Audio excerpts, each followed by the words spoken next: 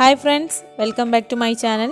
ഇന്നത്തെ നമ്മുടെ റെസിപ്പി എന്ന് പറഞ്ഞാൽ നല്ല നാടൻ രീതിയിലുള്ള ഒരു കറിയുടെ റെസിപ്പി ആയിട്ടാണ് വന്നിട്ടുള്ളത്.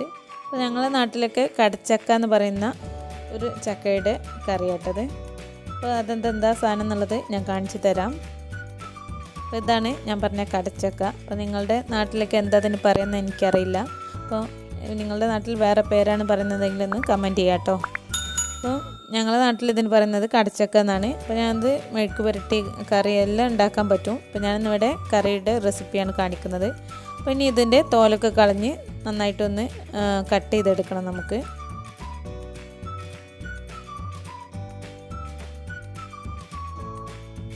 അപ്പോൾ ഇതുപോലെ നമുക്ക് തോലൊക്കെ കളഞ്ഞിട്ട് ചെറിയതാക്കി ഒന്ന് കട്ട് ചെയ്തെടുക്കുക.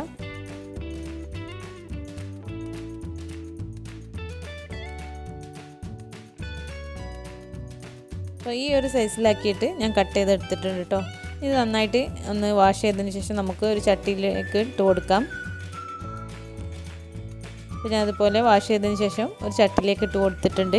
ഇനി അതിലേക്ക് ഒരു 2 ടീസ്പൂൺ മുളക് പൊടി ഇട്ട് കൊടുക്കാം. അപ്പോൾ നിങ്ങളുടെ മുളക് പൊടിയുടെ എരിവിനനുസരിച്ച് വേണം ചേർത്ത് കൊടുക്കാനായിട്ട്.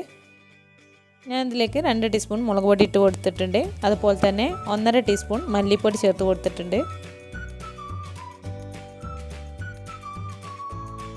1 ടീസ്പൂൺ മഞ്ഞൾപ്പൊടി ഇട്ട് കൊടുക്കാം. അതുപോലെ തന്നെ ഒരു 4 പച്ചമുളക്, ഒരു തക്കാളിയും കൂടി ചെറുതാക്കി അരിഞ്ഞിട്ട് ഇതിലേക്ക് ചേർത്ത് കൊടുക്കുക. ചെറിയ തക്കാളി ആണെങ്കിൽ 2 എണ്ണം എടുക്കാം കേട്ടോ. ഇനി ഇതിലേക്ക് ആവശ്യത്തിനുള്ള ഉപ്പും കൂടി ചേർത്ത് കൊടുത്തിട്ട് ആവശ്യത്തിനുള്ള വേവിക്കാൻ ആവശ്യമായിട്ടുള്ള വെള്ളം കൂടി ഒഴിച്ച് കൊടുക്കാം.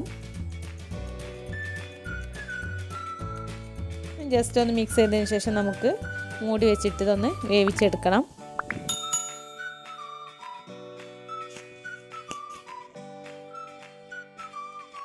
ഇതൊന്ന് മൂടി വെച്ച് വേവിച്ചെടുക്കാം. അപ്പോൾ ഇത് വെന്ത് വരുന്ന സമയം കൊണ്ട് നമുക്കിതിലേക്ക് ആവശ്യമായിട്ടുള്ള തേങ്ങ ഒന്ന് വറുത്തെടുക്കണം. അപ്പോൾ അതിനായിട്ട് ഞാനിവിടെ ഒരു പാൻ വെച്ച് കൊടുത്ത് അതിലേക്കൊരു 3 ടീസ്പൂൺ വെളിച്ചെണ്ണ ഒഴിച്ച് കൊടുക്കാം. അത് ചൂടായതിനു ശേഷം അതിലേക്ക് ഒരു തേങ്ങയുടെ പകുതി, ഏകദേശം 1.25 കപ്പോളം തേങ്ങ ഉണ്ടാവും കേട്ടോ, അത് ഇതിലേക്ക് ഇട്ട് കൊടുത്തിട്ടുണ്ട്. അതുപോലെ തന്നെ കുറച്ച് കറിവേപ്പില, ഒരു 3-4 ചെറിയ ഉള്ളി അരിഞ്ഞതിട്ട് കൊടുക്കാം. അതുപോലെ തന്നെ 4 വെളുത്തുള്ളിയുടെ അല്ലി ഇട്ട് കൊടുക്കാം. ഒരു 1/2 ടീസ്പൂൺ മഞ്ഞൾപ്പൊടിയും കൂടി ഇട്ട് നന്നായിട്ടൊന്ന് വറുത്തെടുക്കുക. അപ്പോൾ നമ്മൾ എന്താ പറയുക, സാമ്പാറിലേക്കൊന്ന് വറുക്കുന്ന അതുപോലെ നന്നായിട്ട് കളർ മാറി വരുന്ന അത്രത്തോളം ഒന്നും വറുത്തെടുക്കണ്ട. നമ്മൾ ചിക്കൻ കറിയിലേക്കും അതുപോലെ തന്നെ ബീഫൊക്കെ വറുത്തരച്ച് വെക്കുന്ന ആ ഒരു പരുവത്തിൽ എടുത്താൽ മതി കേട്ടോ. നന്നായിട്ട് ചുവന്ന് വരേണ്ട ആവശ്യമൊന്നുമില്ല. നമ്മൾ ചിക്കൻ വറുത്തരച്ച് വെക്കുമ്പോൾ എടുക്കുന്ന ആ ഒരു പരുവുണ്ടല്ലോ, ആ പരുവത്തിലാക്കി എടുക്കാം. അപ്പോൾ നമ്മുടെ തേങ്ങയൊക്കെ ഏകദേശം വറവൊക്കെ ആയി വന്നിട്ടുണ്ട്, കളറൊക്കെ മാറി വന്നിട്ടുണ്ട്. ഈ സമയത്താണ് ഞാനിവിടെ ഇതിലേക്ക് 1 ടീസ്പൂൺ വലിയ ജീരകം പൊടിച്ച് ചേർത്ത് കൊടുക്കുന്നുണ്ട്. അപ്പോൾ നിങ്ങളെടുത്ത് പൊടിക്കാത്ത ജീരകമാണ് ഉള്ളതെങ്കിൽ ആദ്യം തന്നെ തേങ്ങ ഇടുന്നതിന് മുന്നേ തന്നെ ആ എണ്ണയിലിട്ടൊന്ന് പൊട്ടിച്ചെടുക്കുക കേട്ടോ. എന്നിട്ട് തേങ്ങ ഇട്ട് കൊടുത്താൽ മതി. അപ്പോൾ ഞാനിതിലേക്ക് 1 ടീസ്പൂൺ വലിയ ജീരകം ഇട്ട് കൊടുക്കുന്നുണ്ട്. എന്നിട്ട് ഒന്ന് അതിൻ്റെ ആ സ്മെല്ലൊന്ന് മാറുന്നത് വരെ ഒന്ന് ഇതുപോലെ ഒന്ന് ഇളക്കിയെടുക്കുക. എന്നിട്ട് നമുക്ക് തീ ഓഫ് ചെയ്യാം.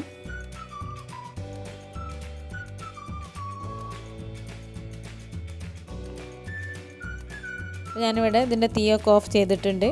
ഇനി നമുക്കിത് ചൂടാറി വന്നതിന് ശേഷം ഒന്ന് അരച്ചെടുക്കണം. അപ്പോൾ ഈ സമയത്ത് തന്നെ നമ്മുടെ കടച്ചക്കൊക്കെ നന്നായിട്ട് തന്നെ വെന്ത് കിട്ടിയിട്ടുണ്ട്.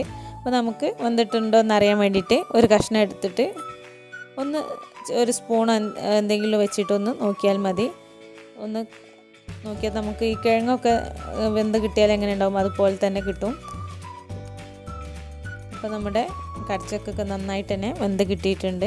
ഇനി നമുക്കിതിലേക്ക് തേങ്ങ ഞാൻ ഒഴിച്ചു കൊടുക്കുന്ന ഭാഗം എൻ്റെ അടുത്ത് മിസ്സായി പോയി. അപ്പോൾ ഞാനിവിടെ വറുത്ത് വെച്ചിട്ടുള്ള തേങ്ങ അരച്ചിട്ട് ഇതിലേക്ക് ഒഴിച്ച് കൊടുത്തിട്ടുണ്ട്.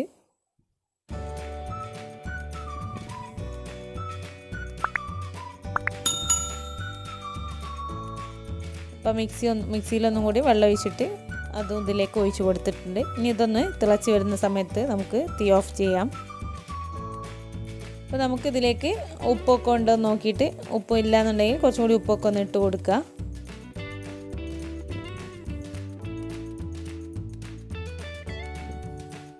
അപ്പോൾ നമ്മുടെ കറിയൊക്കെ ഇവിടെ നന്നായിട്ട് തിളച്ച് വന്നിട്ടുണ്ട്. ഇനി നമുക്ക് കറി ഒന്ന് തീ ഓഫ് ചെയ്യാം.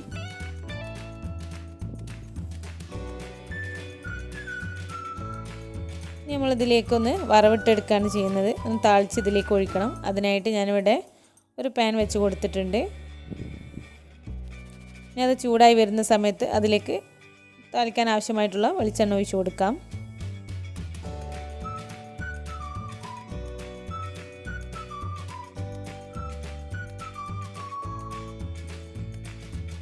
ഇനി അതിലേക്ക് 1 ടീസ്പൂൺ കടുകിട്ട് കൊടുക്കുക. അതൊന്ന് പൊട്ടി വരുന്ന സമയത്ത് നമുക്കതിലേക്ക് കുറച്ച് വറ്റൽമുളകും അതുപോലെ തന്നെ കറിവേപ്പിലയും കൂടി ഇട്ട് കൊടുക്കാം.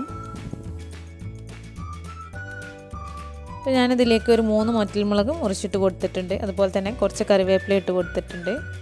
ഇതൊന്ന് ആയതിനു ശേഷം നമുക്ക് കറിയിലേക്ക് ഒഴിച്ച് കൊടുക്കാം.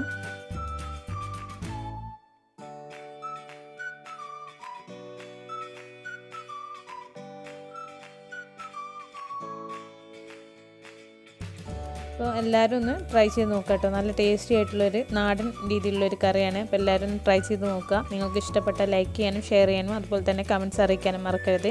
ചാനൽ സബ്സ്ക്രൈബ് ചെയ്യാത്തവരുണ്ടെങ്കിൽ സബ്സ്ക്രൈബ് ചെയ്ത് സപ്പോർട്ട് ചെയ്യാൻ കേട്ടോ. പുതിയൊരു വീഡിയോ ആയിട്ട് വരുന്നത് വരേക്കും ബൈ. Thank you.